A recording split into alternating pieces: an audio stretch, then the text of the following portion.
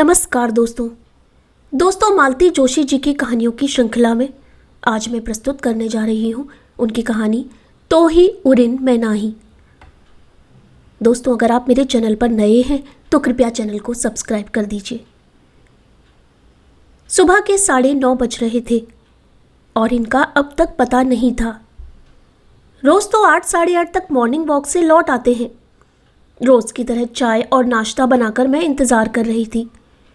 और झूठ क्यों बोलूं, मुझे भूख लगाई थी। रोज़ की आदत जो ठहरी। कितनी बार कहा है कि मोबाइल साथ रख लिया करो, तो मना कर देते हैं। कहते हैं कुछ देर के लिए तो इस बला से मुक्ति मिले। माथुर को देखता हूं ना, हर 5 मिनट पर फ़ोन घनघनाता रहता है। तंग आ जाता है, पर मोबाइल नहीं छोड़ता। कभी कभी सोचता हूँ मोबाइल नहीं थे तब भी तो लोग जीते थे और चैन से जीते थे। देर होने लगती है तो चिंता हो जाती है। मन में अजीब अजीब ख्याल आने लगते हैं। एक बार कपूर साहब बाइक से टकरा गए थे। 1.5 महीने के लिए प्लास्टर लग गया था। एक बार गुप्ता जी के पैर में मोच आ गई थी तो रिक्शे में घर पहुंचाना पड़ा था। 8 दिन तक मालिश होती रही, तब जाकर ठीक से चल पाए थे। सभी तो उम्र दराज हैं, इसलिए चिंता होती है। ये लेकिन बहुत नाराज़ होते हैं। कहते हैं तुम्हारे मन में हमेशा बुरे ख्याल ही क्यों आते हैं, कभी अच्छा भी सोचा करो। फिर मैंने अच्छा सोचना शुरू किया। हो सकता है आज किसी का जन्मदिन हो। जन्मदिन मनाने के लिए ये लोग सैर के बाद सीधे 56 भोग चले जाते हैं। मैंने सोच लिया कि 10 बजे तक प्रतीक्षा करूंगी और फिर नाश्ता कर लूंगी। भूख तो खैर मैं बर्दाश्त कर लूंगी, पर दुनिया भर की दवाइयाँ जो लेनी होती हैं उससे पहले पेट में कुछ डालना भी ज़रूरी है।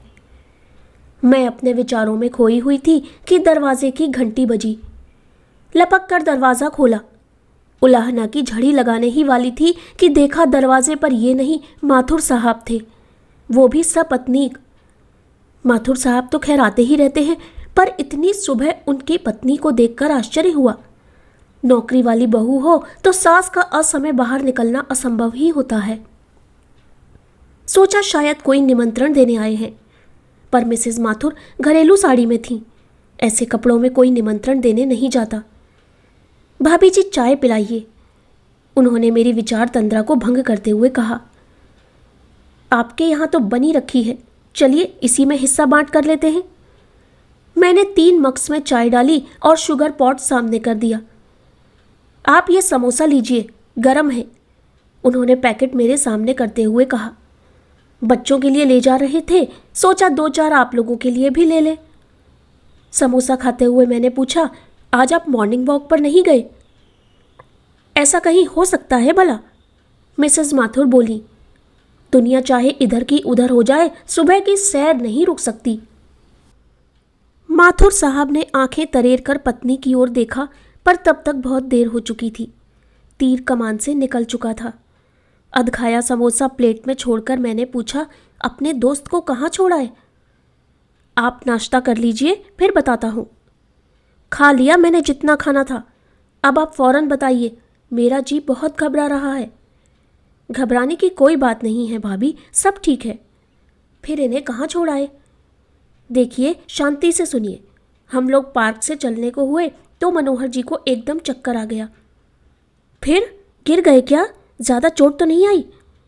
मेरा तो कलेजा मुंह को आ गया था। गिरते कैसे, हम सब साथ जो थे। फिर हमने सोचा पास में तो सार्थक नर्सिंग होम है, वैसे बीपी वगैरह चेक कर लेते हैं। फिर कुछ नहीं, ड्यूटी डॉक्टर ने बीपी चेक किया, ठीक था। फिर वह बोला 11 बजे बड़े डॉक्टर साहब आएंगे, एक बार उन्हें दिखा लेते हैं। इसलिए हम उन्हें वहीं छोड़ाए। गुप्ता पास में बैठा है। भाई साहब प्लीज़ मुझे ले चलिए, मेरा जी बहुत घबरा रहा है। आपको लेने के लिए ही आया था मैं, ऑटो खड़ा किया हुआ है, बस सोच रहा था कि आप मुंह में कुछ डाल लेती। खैर चलिए। मैंने फटाफट घर बंद किया और उनके साथ चल पड़ी। रास्ते में हमने मिसेस माथुर को उनके घर छोड़ा और सीधे नर्सिंग होम की राह ली। मेरे मन में इतनी बुरी बुरी कल्पनाएं आ रही थीं, पर जब पहुंचकर देखा कि ये और गुप्ता जी मज़े से कमरे में बैठकर गप्पे मार रहे हैं तो मेरी जान में जान आई। डॉक्टर आ गए? माथुर ने पूछा। राउंड ले रहे हैं, उसके बाद देखेंगे। कुछ देर बाद ही बुलावा आ गया। ये दोस्तों के साथ चले गए। मैं कमरे में बैठी रही। अच्छा हुआ जो इन लोगों ने कमरा ले लिया था, नहीं तो बाहर बरामदे में बैठना पड़ता। कोई आधा घंटा बाद तीनों लौट आए। रिपोर्ट अच्छी थी, मतलब अभी कुछ वैसा नहीं लग रहा है। हो सकता है काफ़ी देर तक धूप में बैठने के कारण हुआ हो, या उठते समय कोई नस खिंच गई हो। पर डॉक्टर का कहना था एक बार किसी न्यूरोलॉजिस्ट को दिखा लेते हैं। शाम की अपॉइंटमेंट भी ले ली थी। नर्सिंग होम के ही एसोसिएट स्पेशलिस्ट हैं, वे शाम को आएंगे। मैंने उन दोनों से कहा, आप लोग अब घर जाइए, मैं इनके पास हूँ। जाने से पहले वे दोनों हमारे लिए चाय बिस्किट ऑर्डर कर गए थे। दोपहर को मिस्टर और मिसेस कपूर खाना लेकर आ गए। शाम को कपूर दंपत्ति चाय और सैंडविच लेकर आ गए। जब उन्हें पता चला डॉक्टर आने वाले हैं तो वे रुके रहे। इन डॉक्टर साहब ने भी ओके रिपोर्ट दी और कहा, दोबारा ऐसा हुआ तो तुरंत संपर्क कीजिए, अपन MRI कर लेंगे। नर्सिंग होम वाले डॉक्टर की सलाह थी, आज रात रुक जाइए, सुबह तसल्ली के साथ घर जाइए। सब पैसे कमाने के धंधे हैं, ये बुनबुनाए। मैंने कहा, वे तो हमें बुलाने नहीं आए थे, हम ही दौड़कर उनके पास आए थे, तो अब उनकी तसल्ली तक रुक जाइए। शायद उन्होंने किसी कारण से यह सलाह दी हो। 7 बजे माथुर साहब आए। बोले, मुझे लगा डिस्चार्ज मिल जाएगा, इसलिए नितिन के लिए रुका रहा, गाड़ी लेकर आया हूँ। तो ऐसा करते हैं नितिन, तुम आंटी को घर छोड़ दो और गुप्ता से कह दो रात को यहाँ रुक जाएं। वो आ जाएंगे तो मैं ऑटो करके आ जाऊँगा। मैं रुक जाती हूँ, मैंने कहा। नहीं भाभी जी, ये आपके बस की बात नहीं। रात को ज़रूरत पड़ी तो कोई दौड़ भाग करने वाला चाहिए। मैं ही रुक जाता, पर इन दिनों मेरी तबीयत भी ज़रा ढीली चल रही है। इमरजेंसी में किसी काम का नहीं हूँ मैं। नितिन ने मुझे घर छोड़ा, मुझसे चाबी लेकर गेट खोला, फिर मेन दरवाज़ा खोला। मेरे हाथ में एक टिफ़िन थमाकर बोला, मम्मी ने आपके लिए खाना भेजा है। अंकल के परहेज़ का पता नहीं था। कोई बात नहीं बेटा, अब तुम घर जाओ। दफ्तर से लौटकर सीधे चले आए हो, पता नहीं चाय भी पी है कि नहीं, बनाऊं? चाय पीकर ही चला था। आप तकलीफ़ ना करें, हमारा नंबर तो है ना आपके पास, ज़रूरत हो तो कॉल कर लीजिएगा। मैं चलूं? उसके जाने के बाद मैं कितनी देर तक सुन्न होकर बैठी रही। इनकी तबीयत का कुछ समझ में नहीं आ रहा था। सब कुछ ठीक ठाक है बता रहे थे, फिर रात भर के लिए रोक भी रहे थे। पता नहीं क्या हुआ है। खाने का ज़रा मन नहीं था। थोड़ा सा मुंह जुठारकर मैंने खाना फ्रिज में डाल दिया। टीवी देखने की कोशिश की, मन नहीं लगा। कुछ पढ़ने की भी इच्छा नहीं हुई। तो 9 बजे ही गेट में ताला डालकर मैंने बत्तियां बुझा दी। अपने विचारों में खोई हुई मैं करवटें बदल रही थी कि अचानक गेट की घंटी बजी। इतनी रात गए कौन होगा? मैंने तुरंत बाहर की बत्ती जलाई और खिड़की से झांक कर देखा। भाभी जी, गेट खोलिए। गुप्ता जी की आवाज़ थी। मेरा दिल बुरी तरह धड़क उठा। गुप्ता जी इस समय यहाँ क्या कर रहे हैं? उन्हें तो नर्सिंग होम में होना था। कहीं ऐसा तो नहीं कि इन्हें डिस्चार्ज मिल गया हो? बदहवास से गिरते पड़ते मैं बाहर पहुंची। गेट खोलते हुए मैंने कहा, गुप्ता जी, आप इतनी रात को, सब ठीक तो है ना? इतनी रात कहाँ भाभी, अभी 9:30 ही बजे हैं, उन्होंने भीतर आते हुए कहा। अब मैंने देखा कि उनके साथ उनका पोता भी है। मुझे प्रणाम करके बालक एक और खड़ा हो गया। आप तो नर्सिंग होम जाने वाले थे ना? जाने वाला था, पर राहुल ने मना कर दिया। बोला कोई इमरजेंसी होगी तो पहले आपके हाथ पांव फूल जाएंगे, इससे अच्छा है मैं चला जाता हूँ। बस सुबह मुझे जल्दी रिलीव कर दीजिए। तो वो नाइट ड्यूटी पर चला गया। आपके लिए मैं शौनक को ले आया हूँ, उन्होंने पोते को आगे करते हुए कहा। यूं तो पूरा कुंभकर्ण है, पर कोई साथ रहेगा तो आपका हौसला बना रहेगा। सच, किसी के साथ होने की कल्पना मात्र से ही मुझे बड़ी राहत मिल गई। अच्छा बेटे, मैं चलता हूँ, उन्होंने बेटे की पीठ थपथपाते हुए कहा। दादी को तंग मत करना और होशियारी से रहना। उनके जाने के बाद मैंने गेट में ताला डाला और भीतर आ गई। हॉल का दरवाज़ा बंद करते हुए मैंने शौनक से कहा, 2 मिनट रुकना बेटा, मैं गेस्ट रूम के बेडरूम की चादर बदल दूँ। नहीं दादी, मैं यहीं दीवान पर सो रहूँगा, बस ओढ़ने के लिए कुछ दे दीजिए। मैंने दीवान पर उसका बिस्तर लगाते हुए कहा, बेटा यहाँ भी टीवी है, कुछ देखना चाहो तो देख लो। नहीं दादी, मैं थोड़ा पढ़ूँगा, एग्ज़ाम चल रहे हैं ना। मुझे इतना संकोच हो आया, मेरी वजह से तुम्हारी पढ़ाई मारी गई। वैसे भी रात में मैं कितना पढ़ लेता, बस थोड़ा देख लूँगा और आप गेट की चाबी मुझे दे जाइए, मैं सुबह चुपचाप निकल जाऊंगा। वाह, ऐसे कैसे निकल जाओगे? चाय पीकर जाना, बस मुझे एक बार आवाज़ दे देना। उसके लिए दूध का गिलास और पानी की बोतल रखकर मैं सोने चली गई, पर देर रात तक नींद नहीं आई। दिन भर का घटनाक्रम आंखों के आगे घूमता रहा। पता नहीं कब आंख लगी। सुबह उठी तो कमरे में धूप फैल चुकी थी। हड़बड़ाकर उठी, देखा गुप्ता जी का पोता चला गया था। गेट का ताला चाबी टेबल पर रखा था। कंबल और चादर तहाकर रखे हुए थे। भीतर डाइनिंग टेबल पर दूध की थैलियां रखी हुई थीं। मुझे उस पर बड़ा प्यार आ गया। कितना सलीकेदार बच्चा है। चाय पीकर मैं फटाफट नहा ली। अस्पताल से कोई फ़ोन आए तो रिसीव करने के लिए तो कोई चाहिए। करीब 10:30 बजे माथुर साहब का फ़ोन आया। भाभी, डॉक्टर का राउंड हो जाने के बाद हम लोग आ जाएंगे। आप नाश्ता कर लीजिए, भाई साहब को यहाँ करा दिया है। वे कुछ कह रहे हैं, सुन लीजिए। सुनो, इन्होंने कहा, मेरा बिस्तर बाहर दीवान पर ही लगा देना। इतना ताव आया, बीमारी में भी दरबार लगाकर बैठेंगे। पर फिर दिन भर घर में ऐसा मेला लगा रहा कि लगा इनका कहना ठीक था। बेडरूम में किस किस को ले आते, कहाँ बिठाती। ये लोग कोई 1:30 बजे घर लौटे। माथुर साहब ने माफ़ी मांगते हुए कहा, सॉरी भाभी जी, आपको बहुत इंतज़ार कराया। दरअसल हम नितिन की राह देख रहे थे। वह लंच आवर में ही आ पाया। कहने का मन हुआ कि टैक्सी कर लेते, पर ऐसा कहकर उनकी सदाशयता का अपमान करने की इच्छा नहीं हुई। इनके आते ही 2 दिन से भाएं भाएं करता घर एकदम गुलजार हो गया। रात तक आने वालों का तांता लगा रहा। जो लोग नर्सिंग होम नहीं पहुंच पाए थे वे क्षमा याचना करते हुए घर आ गए। मुझे दिन भर सांस लेने की फुर्सत नहीं मिली। रात 9 बजे के बाद यह रेला थमा तो मैंने फटाफट खिचड़ी चढ़ा दी। खाने पर बैठते ही इन्होंने बुरा सा मुंह बना लिया।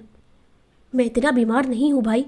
कल से दलिया और खिचड़ी खिला खिलाकर तुम लोगों ने सचमुच मुझे बीमार कर दिया है। सॉरी, मैंने क्षमा याचना करते हुए कहा, पर यह खिचड़ी आपकी बीमारी के उपलक्ष्य में नहीं है। दरअसल मुझे कुछ बनाने का समय ही नहीं मिला। देख तो रहे हो दिन भर कैसी हाय तौबा मची हुई थी। इसलिए तो कहता हूँ एक कुक रख लो, पर तुम्हारी एक ही रट है। 2 जनों का खाना होता ही कितना है। हम दोनों के बीच यह शाश्वत वाद था। इसलिए मैंने जवाब नहीं दिया और चुपचाप खाना खाती रही। मेरी आंखें झपकने लगी थीं। दिन भर जरा भी कमर सीधी करने का मौका नहीं मिला था। हम लोग सोने जा रहे थे कि फ़ोन की घंटी बजी। बिस्तर के पास रखा कॉर्डलेस इन्होंने फट से उठा लिया। उधर से आवाज़ आते ही इन्होंने स्पीकर ऑन कर दिया। समझ गई कि सोहम होगा। बच्चों का फ़ोन होता है तो हम लोग स्पीकर ऑन कर लेते हैं। पापा, आप घर पर हैं? डिस्चार्ज मिल गया? हाँ बेटा, दोपहर में ही घर आ गया था। डॉक्टर क्या कहते हैं? कह रहे थे चिंता की कोई बात नहीं है, दोबारा ऐसा हुआ तो MRI कर लेंगे। बिल कितना हुआ? वैसे जितना भी हुआ हो मैं पैसे भेज रहा हूँ आपके अकाउंट में, चेक कर लीजिएगा। बिल का पता नहीं बेटा, माथुर ने ही पे किया था। मैं पूछ कर हार गया पर उसने बताया नहीं। माथुर, गुप्ता, कपूर, शरण, इन लोगों ने बहुत मदद की बेटा। हमें महसूस ही नहीं होने दिया कि हम लोग यहाँ अकेले हैं। बेटे एक काम करोगे? बोलिए पापा। मैं इन सबके नंबर भेज देता हूँ, तुम सबको एक एक थैंक यू का फ़ोन कर लेना। वह बहुत ऑड नहीं लगेगा? इससे तो अच्छा है मैं कुछ थैंक यू कार्ड्स भेज देता हूँ, आप सबको दे दीजिएगा। यह कुछ ज़्यादा ही औपचारिक नहीं लगेगा? तो पापा ऐसा करते हैं, मैं अगली बार आऊँगा तो सबके लिए गिफ्ट्स लेकर आऊँगा और खुद सबके घर जाकर दे आऊँगा, ठीक है? हाँ ठीक है, इन्होंने बेमन से कहा। शक्ल से साफ जाहिर था कि उन्हें यह प्रस्ताव पसंद नहीं आया। फ़ोन रखते ही बोले, सोहम को किसने खबर की थी? मैंने, और कौन करेगा? मना किया था ना। आपके मना करने से क्या होता है, ज़रा मेरी भी तो सोचिए। चिंता के मारे प्राण निकले जा रहे थे, बच्चों से ही तो शेयर कर सकती थी। तो सोनिया को भी फ़ोन किया होगा, जानती हो ना कितनी हाइपर है। रो रो कर घर भर दिया होगा उसने। संजीव बेचारे परेशान हो गए होंगे। उसे फ़ोन नहीं करती तो वह मेरे प्राण ले लेती कि उतनी दूर भैया को USA में खबर की और मुझे हैदराबाद में फ़ोन नहीं कर सकी। प्राण तो अब भी ले लेगी कि पापा को घर आए 8 घंटे हो गए हैं और तुमने मुझे खबर भी नहीं की। मेरे पास समय भी था और सोनिया को फ़ोन करने का मतलब है आधा घंटा रिसीवर से चिपके रहना। अब सुबह उठते ही उसे फ़ोन कर दूंगी, कह दूंगी पापा रात 8 बजे घर आए थे।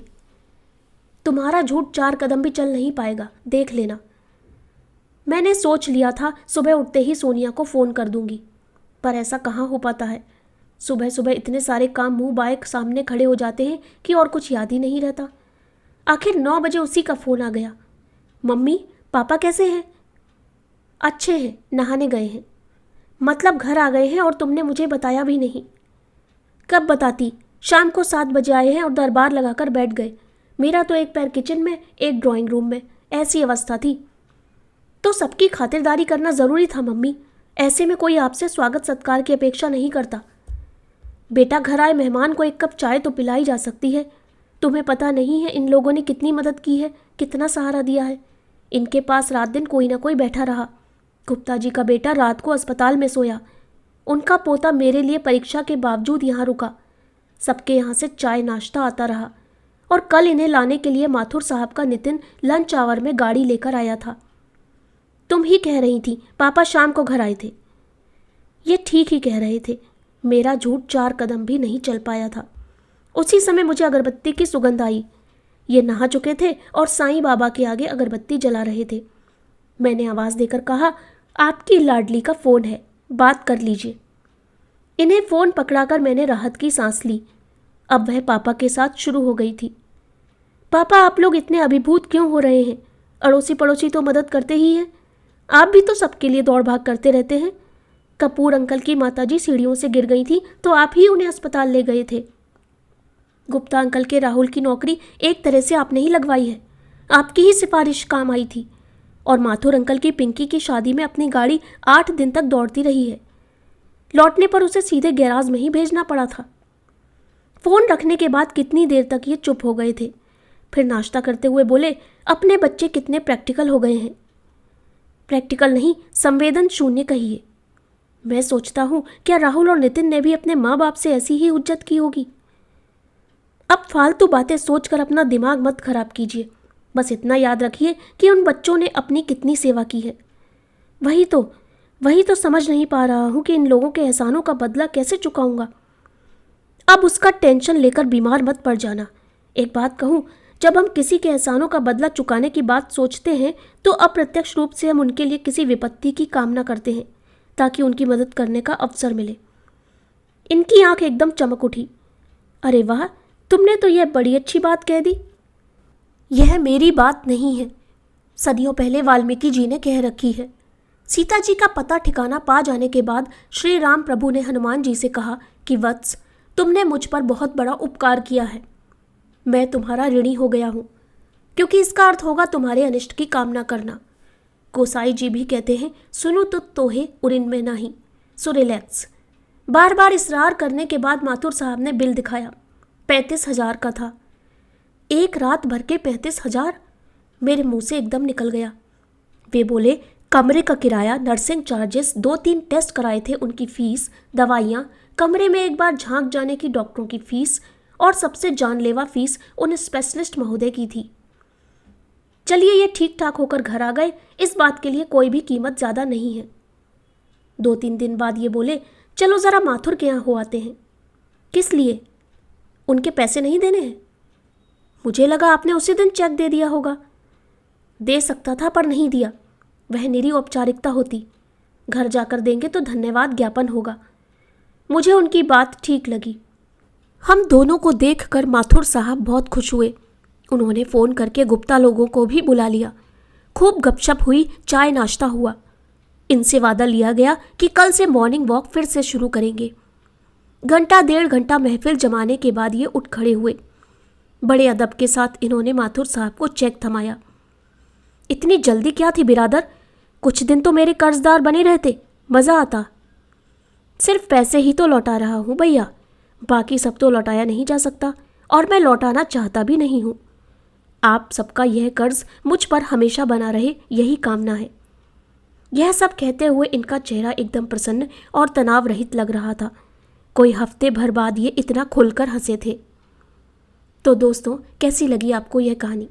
अगर कहानी पसंद आई हो तो कृपया चैनल को सब्सक्राइब करना ना भूलें। धन्यवाद।